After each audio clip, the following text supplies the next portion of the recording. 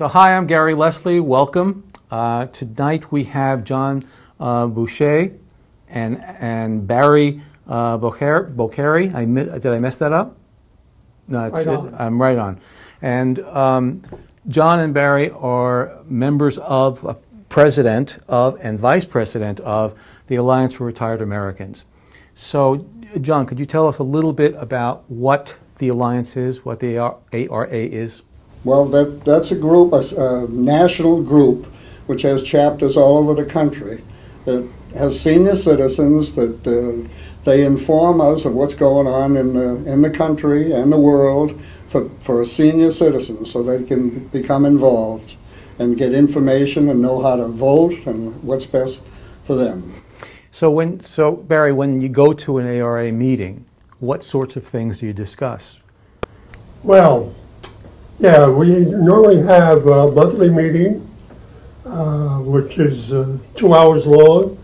The first hour is chapter business, and the second hour is we usually invite speakers which talk about the issues, legislation that's in progress, and try to keep a balance between that and entertainment. So we also have, we book entertainers.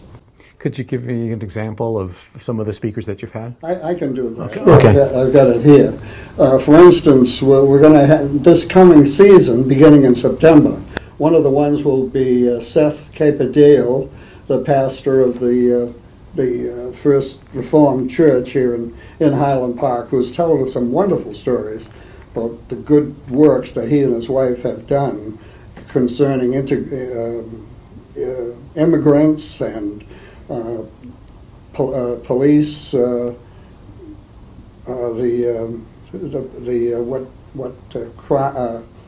recidivism in prison, the wonderful work they've done. We're going to have the mayor come and speak to us. She has in the past. She's always been entertaining and informative. We have Spook Handy, who has performed with Pete Seeger. He does a great job. Everybody enjoys him. And we're going to have a speaker from the New Jersey Citizens Action. We're going to have Debbie Walsh from the Center of American Women in Politics. We're going to have the high school students come. Each year when they do a musical, they come for us and do a few of the main numbers. Everybody loves that. So that's an example of how we combine information and entertainment. So as far as the information goes, Barry, what sorts of benefits do you think that a membership gives people? Is it that is it more of a political thing, that people get information? You mentioned about political information, political actions that are happening in the town, the things that Reverend Seth is doing at the Reformed Church in terms of community. Do the people in these meetings get involved in those types of things? Yes, they do. We have, in addition to the monthly meetings, which we try to keep a balance between speakers and entertainers and legislation issue that's either on the county or state or federal level. Try to keep the members informed on that, and we try to keep a balance. In addition to that, we have very active committee people, chair people, who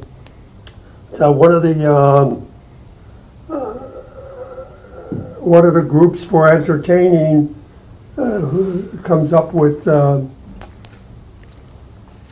programming. For instance, John was talking about programming, where we book people of interest that could be of interest to the chapter. We also have a very active discussion group, which we meet once a month, and we discuss things that are really not apropos for the monthly general meeting format. So we just talk about everything. Once a month, we meet at the Highland Park Center, and I kind of chair the thing, and nothing is off limits. but it's all done in good taste. So we believe, and we have a very active legislative committee too. Yeah, you mentioned, you just talked about the program committee, but the legislative committee, what does that do? The legislative committee keeps in touch very closely with the national organization. They know what legislation is up before Congress that could affect senior citizens, and we keep them informed.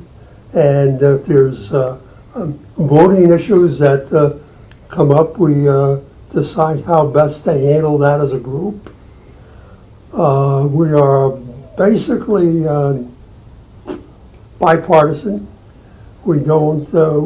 We try to address the issues rather than any political party. And besides the important stuff, we're all about the same age. We have a lot of fun talking about our growing up. Many people have grown up in different parts of the country. We get some fun stories from everyone. It's wonderful. We make good friends. When I first joined this organization, I had only been in it a couple of years, and my wife had to go to assisted living, which was a traumatic thing for me. And one of the fellows about my age lost his wife of 60 years. So we formed a bond, and I find bonds with Barry, and it's a wonderful way of making friends. And as we all know, it helps our brains if we associate with other people and not stay by ourselves. So it's been wonderful for me especially. How long have you been part of this? 6 years. 6 years? And how long have you been part of this? Oh, about 20. 20? And I think 10 of those years I was president of the chapter. One of the things I would like to mention is that we really, at least I personally consider the group as an extended caring family. We're very tight, closely knitted, and we try to look out for each other. We form networks, for instance, when we have problems with the weather, inclement weather, to keep in touch with the members to see that they're all right. A lot of our members are widows or widowers, and they live alone. We try to keep in touch with them to make sure that they're still around and what we can do to help. So it's really an extended family. So what, I mean, it says the Alliance for Retired Americans. Is there an age limit or criteria? What's the criteria for? Basically, we're looking for the same age group as AARP, AARP. Mm-hmm. So it's normally anybody that's 50 or over. That's the way we like to look at it. And we have a limit. Basically, we cover Middlesex County and abutting communities. So you don't have to, you can live just anywhere within the vicinity of Highland Park. We have our meetings in the senior center. We've been having them for years there.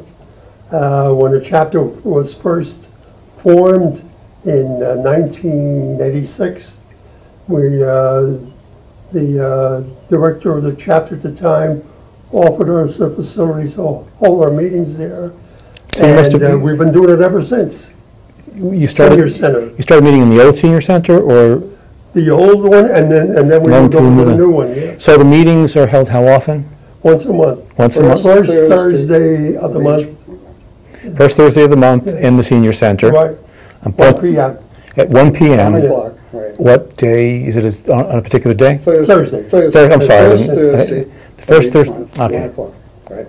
Except sometimes it has to be changed a little because of holy days and holidays, but it comes out pretty close. You know, we really consider this a big plus because as we have a saying in our group that the members, and we see that happening every day. You don't have to be a member of our chapter to realize this is going on, but our members either move away or pass away. So we have to deal with that. The fact that we're a closely knitted group gives us a means of handling that intelligently.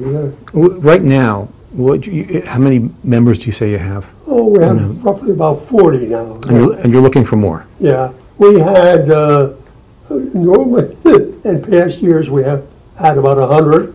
But we found one very interesting thing, and it seems to be occurring naturally.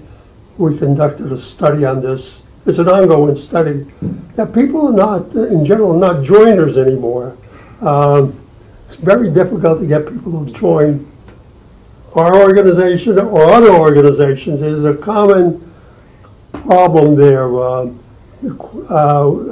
We don't quite know the reason, but I suspect it's because there's other things competing for their time. Yeah, I was surprised when we first started talking that you don't have an email. Yeah. So I think that's probably a competition. Do you have any kind of internet presence right now, or can they go on to a? Not officially, no. But we use it. No, I don't think too many of our members have. Not too many. Tied to Not too the many, no. internet.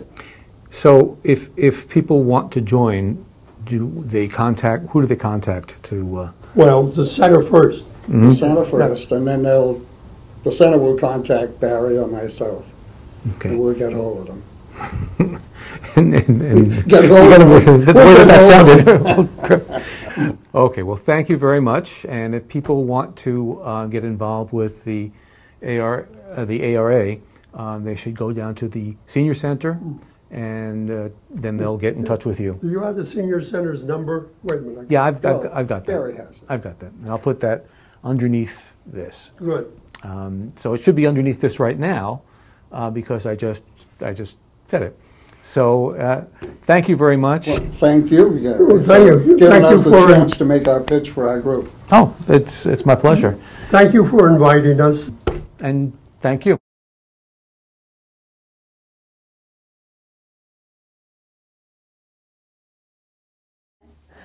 Hello, welcome to the Highland Park Showcase. I am your guest host today, Matthew Hirsch. I chair the borough's Public Information Committee.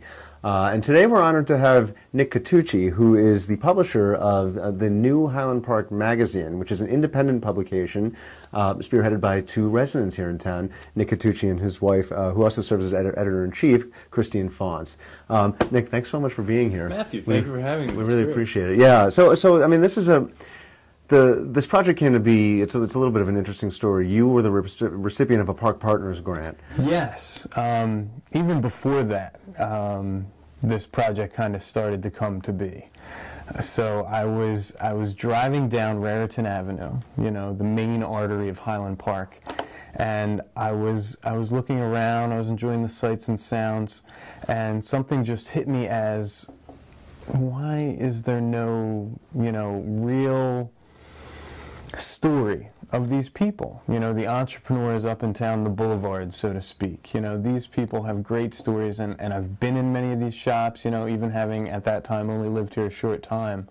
I've been in many of these businesses, and I wanted to make an outlet so that we could know more about them, and maybe spur some more community engagement and involvement.